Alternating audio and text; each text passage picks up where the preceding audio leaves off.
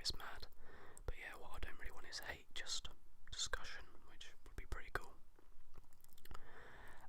And the second way you can contribute is let me know what team or manager you'd like me to do in the next video. Now, sometimes I will use your suggestions. Sometimes I might want to do my own thing, but I will read all of your comments. I read all of your comments anyway. But yeah, give your suggestions down below as to what team you want to see me pick next. So I think we've done enough introduction.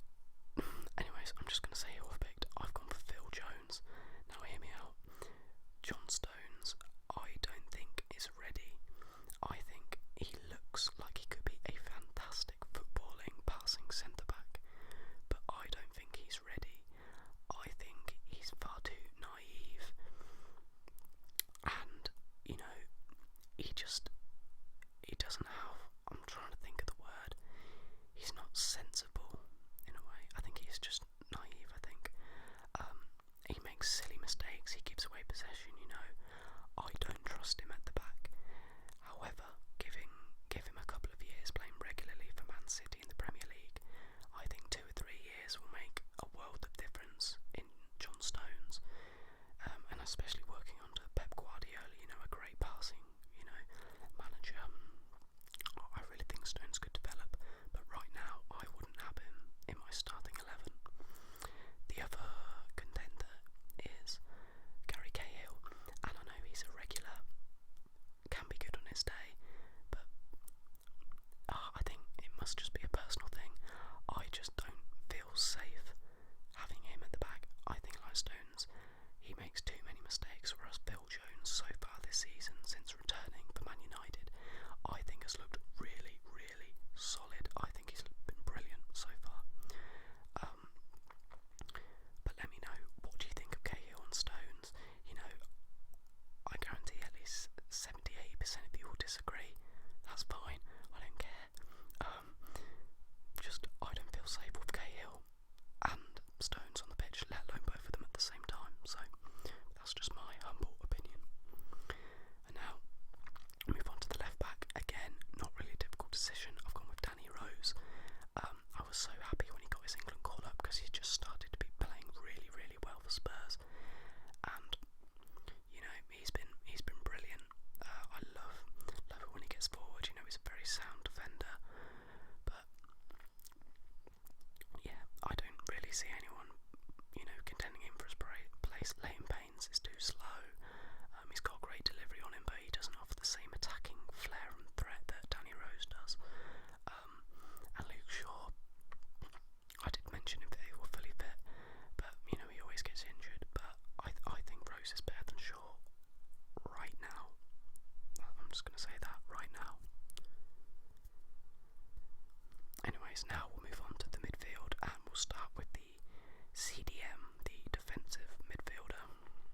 And I've gone for another Spurs player in Dyer. Now, this is probably quite controversial. I'm going to say it now. I've left Jordan Henderson out. And I'm going to say why I've left Jordan Henderson out. Because I don't think he offers the same amount going forward and defensively that he offers for Liverpool. I think he's very much a club player. Let me know what you think on that, actually, guys. I've never been the biggest Jordan Henderson fan, so whether it's a long-held grudge, I've left him out. But I just don't.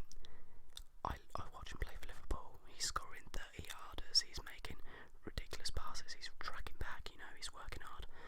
And don't get me wrong, he works hard for England, but it's like he's scared to go forward.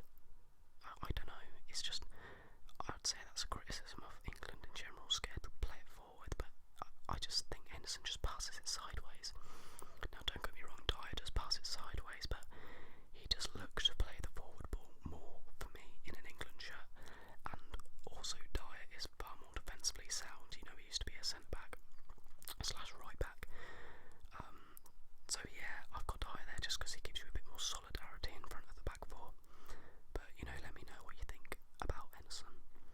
Now, one of my centre mids, free roaming centre mids, is Adam Lallana, possibly England's most informed player at the minute.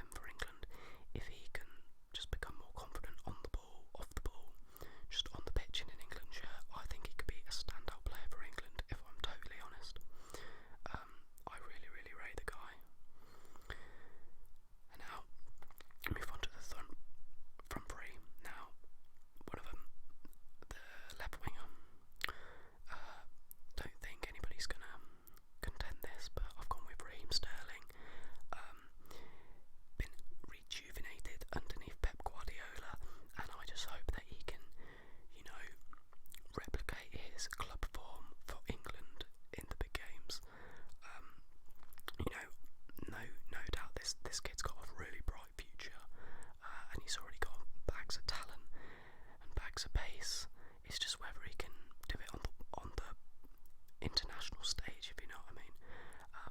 He's looked sharper and better in recent England games, I think, but there's no doubt he can offer a real attacking threat. Now, right wing, I've gone for Theo Walcott.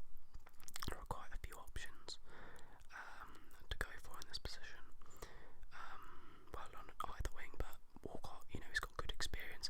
He's been in really, really good goal scoring form for Arsenal, really good form, and I'm kind of glad because they've had Walcott a long time at Arsenal, and I do actually really like him as a player, and he actually seems like a really nice guy off the pitch. And you know, Arsenal making all these signings and stuff, it would have been a shame to see Walcott be pushed out, but he hasn't. He's kept his place. He got over his injury and he's come back in to the Arsenal side. And you know, he's been fantastic for them. Again, like Sterling and partly Dele Alli, I think they could do more and replicate their club form internationally, and you know, have a bit more confidence, drive forward a bit more, have more shots at goal, etc. But yeah, and then to complete the front three, the striker, possibly controversial again, I've gone with Jamie Vardy. Now, Jamie Vardy, I think what you get with him that you don't get with Harry Kane is hard work, and I'm not slating Harry Kane, but the Vardy closes down so much quicker. He's got so much more pace than Kane and Rooney, and you know, we proved last season he's a goal scorer. Arguably, you know, sometimes he's lucky, but in order to be lucky, you have to be in the right place at the right time. He's a great goal poacher, and his pace and work ethic is, you know, unquestionable, and that's why, you know, he gets the striker spot. I feel sometimes Sturridge is very lazy and always sits deep, whereas with Vardy, you know, he's always up there. And you know, he had a great season last season, and you know, fair play to the guy, he's worked his way up the tiers of football. But I'd have him at striker. Now, I will mention some of the subs. Obviously, I'd have Pickford as second keeper, and I'll put Cahill and Klein on the bench. And you know what, I would have Wayne Rooney. You know, in backs up, no doubt he's still got quality. I just think in a few years to come, he's going to get pushed out the side, and I don't particularly want him in my team. Now, a player I've put down in the sub/reserves is James Ward-Prowse. Now, he's sort of a regular, sort of on the fringes of Southampton. I think he should be starting every game, and I think he's a class player, if I'm honest. His passing is brilliant, and I think one of the key elements of his game is his delivery from set pieces.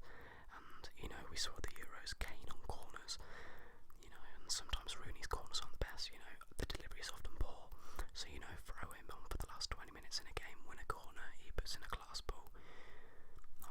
Phil Jones there to win the header, I don't know, but you know, it could happen. And then I've also noted down Andros Townsend and Jesse Lingard. I really love Andros Townsend as a player. Was really sad when, you know, Spurs let him go, but you know, he had injury problems and struggling to get into the team, but always thought he was a great player. And he seems to be doing alright for Crystal Palace. And Lingard, fair play to him, on loan to Birmingham only a couple of seasons ago, scoring, I think it was like 4 goals in one game. But now he's like a starter for Man United with a team of like Pogba, Ibrahimovic. Is kind of mad when you think about it, but I think he's improved loads, and you know, why not put him in the team? Arguably could start ahead of Walcott, but I'll leave that for the comment section and you guys to decide. But I've gone with Walcott, but Lingard definitely deserves a spot on the reserve/bench. But they're all the players I've noted down. Don't think I've probably missed people out, to be honest. Remind me in the comments if I have. And also, Rashford, oh my days, I've actually put him down, I just missed his name.